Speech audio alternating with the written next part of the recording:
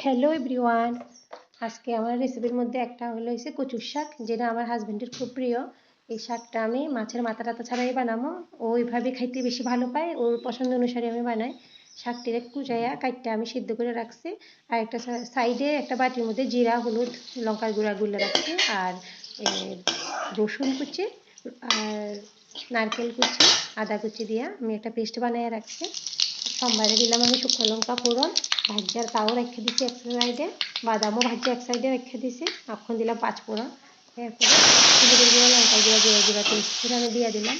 এরপরে দিলাম ওখানে যে রসুন, আদা আর নারকেলের যে পেস্ট, এটাও দিয়ে দিলাম। এগুলো একটু ভাজা ভাজা হলো, তারপরে কচু শাক, সিদ্ধ করা কচু শাক দিয়ে দিলাম। দিলাম একটু চিনি ছিটিয়ে দিলাম, লবণও দিলাম স্বাদ অনুসারে। আর তেমন কোনো কিছু দিতাম না, একদম শুকনো শুকনো হলে উপর দিয়া বাদাম দিয়ে আমি একটু গুঁড়া করে নিচ্ছি, কারণ আস্তা বাদাম আমার একদম ভালো লাগে না। একটু গুঁড়া করে দিছি, একটা লঙ্কা দিয়ে একটু ক্রাশ করে দিছি। আর নামাবার আগে একটু ঘি দিয়ে দিলাম। আর এমন হয়েছে আমার কচু শাকটা দেখতে। আর তোমরা কে কীভাবে খাও জানাইও। এভাবেই আমার হাজব্যান্ড বেশি ভালোবাসে, মাছের মাথা টাথা দিলে ভালোবাসে না। নমস্কার।